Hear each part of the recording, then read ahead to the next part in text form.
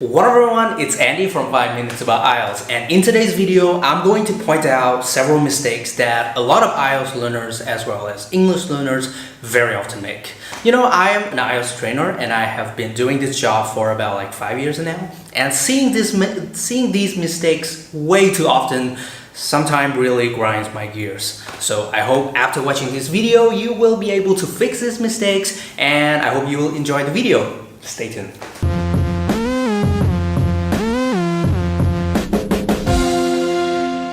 A very common mistake that a lot of people often make is that they often get confused between the words effect and affect.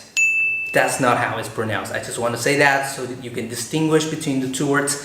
It's actually pronounced affect. You might be thinking, I know the grammar. Effect is a noun and affect is a verb. Great job, you're so good at grammar. But when it comes to practice, I bet that you do this wrong a lot. In fact, a lot of people often get confused between the noun effect and the verb affect when they speak. When they speak, they just forget about all the grammar and just focus on ideas and speaking, not aware of the mistakes that they have just made. Let's consider some examples. I hope this video will affect you positively. You can easily see the mistake, right? You cannot use the word effect as a verb like that. It should be I hope this video will affect you positively. It's very easy to see the mistake when you see the sentence written out, but actually when you speak, it's very easy for you to forget all about the grammar. You should not do that, okay? The key here is that you have to train yourself to be aware of the mistake. You have to be aware that affect is a verb, which means to influence. Still considering that sentence, if I want to use the noun effect, I can paraphrase like this. I hope this video will bring about positive effects in you. I know it sounds a little bit weird and unnatural, but actually that's how you can use the noun effect. So always remember, effect is a noun. Don't use it as a verb, okay? And what comes before a noun? An adjective. That's why I changed from positively to positive. Alright, so that is enough about grammar. How can you fix this mistake when you speak? I know when you speak English, you have a lot going on in your head. It's not your mother tongue, duh. So, you know, it's very easy to forget about grammar. But if you really want to improve your English, if you really want to do that, grammar is very important, and you have to be aware of some basic grammar rules. You have to be aware of your own grammatical mistakes. In the end, awareness is a key. It all comes down to awareness if you really want to perfect your English. Let's move on.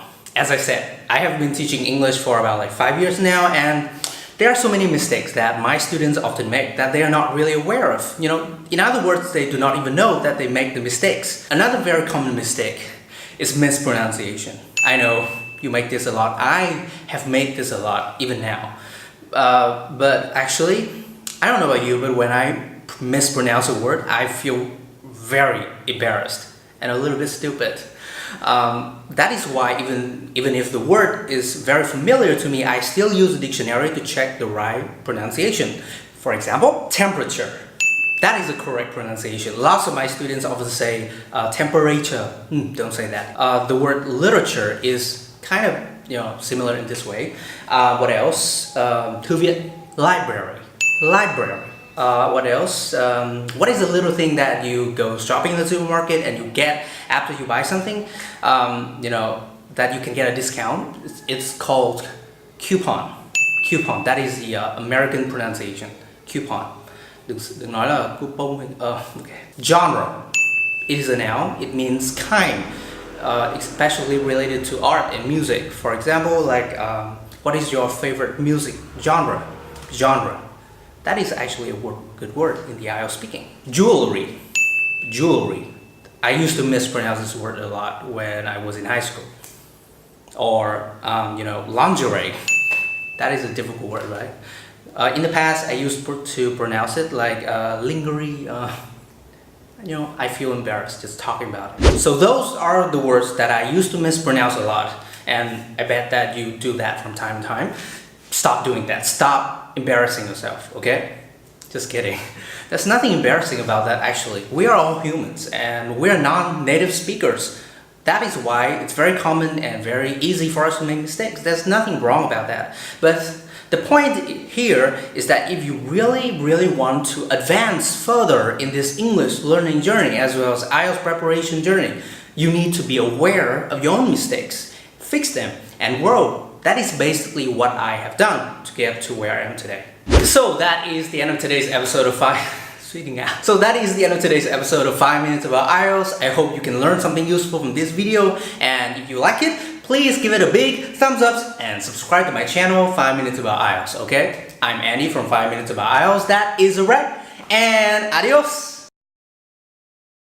Excuse me for my outfit today. I just got back from the gym. I'm really sweaty, and now I'm preparing for my trip to Ho Chi Minh City.